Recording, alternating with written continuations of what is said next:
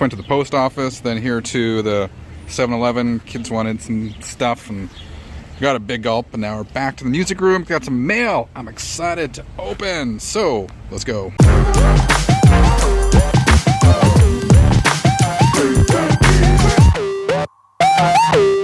Hi, my name is Frank. It's Friday. That means it's time to kick back, relax, and talk music. 33ers. I hope you're all doing well. The channel is still officially on break. It's probably going to be like 2, maybe 3 more weeks before I come back with some videos. I've been working on some ideas and scripting some stuff, but I want to do it right, so it's going to take a little bit of time. So stay tuned for that. However, I didn't want to wait until February to open some of this mail I got, because that's not cool. That's not fair to the people who sent this. So a couple packages I want to show ya, but first I want to talk about some recent reads. So a month or 2 back, I told you I was reading the Rob Halford book, Confess, and I just wanted to come back and share my thoughts on this book. So, just picture Rob back in this is late 70s, early 80s. I dug this book. I liked it, but I'm not sure if I can say I loved it. I mean, for the record, I love Halford. He's one of my favorite, I was going to say heavy metal singers of all time. He's one of my favorite singers of all time. And my expectations were very high for this book, which is probably never a good thing, right? You don't want to build your expectations up too much. This is not necessarily a book about Judas Priest. Of course, Rob Halford's a singer of Judas Priest. It's not even really a story or a book about music. I mean, this is Rob Halford's life story. Of course, it's Rob's story of living as a gay man for many years in the closet in the heavy metal world, and all the challenges that posed, and sort of how it led him to a self-destructive lifestyle fueled by alcohol and drugs, and of course eventually came out, and that was his redemption. I was hoping truthfully for more dirt on Judas Priest and some of the behind-the-scenes stuff, but Rob is a gentleman, and he doesn't really dish out a lot of dirt. In fact, he speaks highly of most people, most bandmates and whatnot, so there's no dirt. There's also not a lot of behind-the-scenes stuff in terms of recording and the writing process and what went to certain songs and albums. I mean, he gets into it, but never in a lot of detail. Again, it's more focused on Rob's life story. So I'm going to give it another read. As I said, it's good. I didn't think it was fantastic, but if you're a fan of Priest or rock music in general, it is worth checking out. Again, with that caveat, just remember, he doesn't dish the dirt. There's not a lot of behind-the-scenes stuff. There's not a lot of details on the making of this classic Priest albums, but he does touch upon all that. So, Rob Halford, Confess. And before we get to the mail, I want to quickly show you 2 books I've picked up and just haven't read yet. Taking Shape, Developing Halloween from Script to Scream. I am a huge fan of horror, particularly 80s horror, and in particular the Halloween franchise. And this is sort of a behind-the-scenes look at what went into making some of those movies. So I'm looking forward to digging that, or I'm looking forward to reading that. I also just picked up Dennis Dunaway's book, Snakes, Guillotines, Electric Chairs, My Adventures in the Alice Cooper Group. Of course, Dennis was an original member of the Alice Cooper Group, so I look forward to some of the behind stories in this book. I shall report back on one or both of these in a future video. Now, shall we open the mail? Okay, this package was a surprise.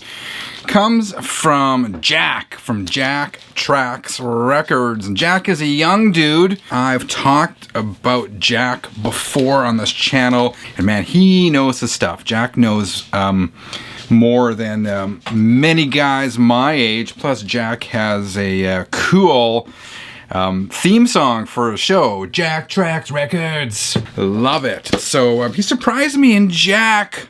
He did not have to send anything, just these lights. I'm out of practice.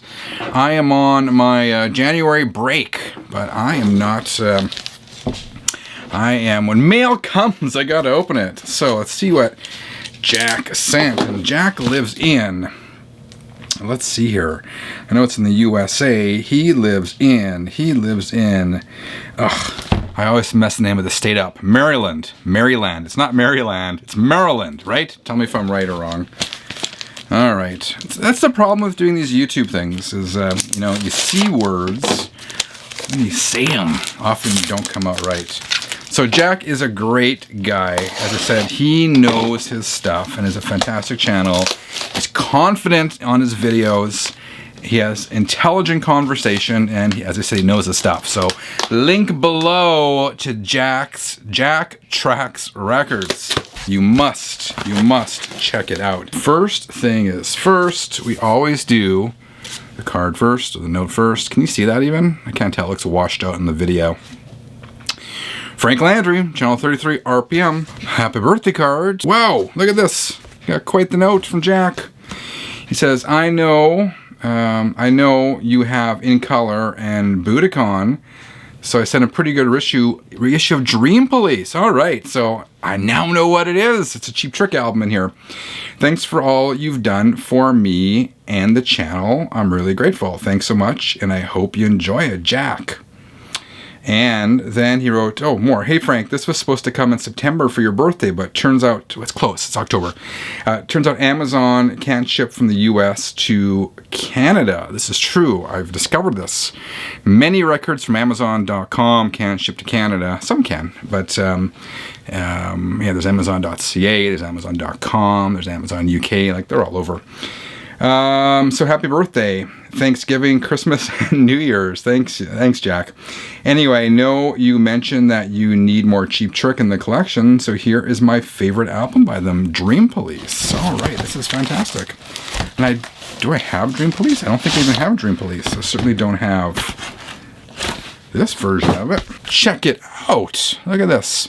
Cheap Trick is a band, obviously, I've been familiar with for a long time, but I never really quite got into them or quite appreciated the power pop that is Cheap Trick. But I've really gotten into them in the last little bit. Remastered from the original analog tapes. Okay. So, gatefold. There's the insert. It's not an inner sleeve, but it's an actual insert. Oh, you gotta love it when they do this. Poly-lined sleeves. You know, isn't it always disappointing when you get a new record and you take it out and it's just a paper sleeve? It's the Epic label. And this vinyl, the record looks really nice. No scuffs. Looks beautiful. I can't wait to spin this as soon as this video is done. Jack, thank you very much. That is so kind of you to think of me for my birthday and provide a late birthday present. Absolutely not necessary, but it does mean a lot to me. And I wish you the best of luck in your channel. Doing so well. 33 years. Please do check out Jack's channel, Jack Tracks Records. Trust me, you won't be disappointed. You will want to subscribe to it. Link in the description below this video. Thanks, Jack. You rock, man. This is the one I just picked up before I brought the kids to 7-Eleven and I grabbed myself a big gulp. It is from James. I don't want to mess up the last name. James Renfro? I'm not sure. But it's James. Thank you very much, James, from Texas. And I don't know what it is. It's this really thin package. I came to the P.O. box. So, James, thank you, man. Thank you so much. Let's give it an open. And this was shipped on December 10th. And today it's like middle of January. So this one took probably 5 or 6 weeks to get to me. Again, the Postal Service has been slow, but with Christmas over now, hopefully things improve. Before I look at this, I gotta go for the letter first. There we go. Okay. Hey Frank, love the channel show. Thank you very much, James. Just wanted to wish you and your family a Merry Christmas. Merry belated Christmas to you as well. Here's a little gift. This is a recording of a band that was in back in high school. That's awesome. We played a few gigs, such as junior high dances or high school talent show, etc., but nothing ever major that we got paid for. We did it for the love of playing music. I'm sure you can relate. Yes, I was in bands. We did all that sorts of stuff. He says, I came across an old cassette tape of the recordings when I was digging through some old cassettes, plus a VHS copy of the talent show. Brought back so many memories. Not the best recordings in the world, but back then, just to have music that you made on something that you could share with others was amazing for sure. We used to record on 2-track, on 4-track, whatever we could get our hands on. He says, fast forward almost 30 years and decided to make it into a record. I found this guy a few years ago out of South Dakota that had a record lathe. He does small runs and seems to be cheaper than everyone else I've been able to find on the internet. He's called White Noise Lathe Kite Records. He doesn't know I'm sending this. I am sending you one of the records that I had him make, but I'm sure he wouldn't mind a shout out on your channel and even drop a link to his Facebook group. Consider a shout out done. Link right here. This is cool. I mean, I know I had a picture disc made of the Channel 33 RPM theme, but I got tapes and tapes of all my old bands. I should do that myself. Check this out. Rothschild. The demos plus a bonus track, 1990 to 91. I was in bands at that time too. 1990, I was in my final year of high school. Awesome. And there's the tape. Man, this inspires me. I should do something similar because I have many demos from many bands. So it says the demos were recorded live in one take at James's parents' house in the fall of 1990 on a GE boombox. I have many boombox recordings as well. Back then we called them ghetto blasters. I guess you can't call them ghetto blasters anymore, can you? Check this out. Beautiful. Beautiful. Hard to handle. Wonderful Tonight. Framed. So these are cover songs. Wipeout and Moosh. So there you go. Since they are cover songs, I am not going to play samples of them on the video, but I will give this a spin. Okay, look at this. It says audio and art.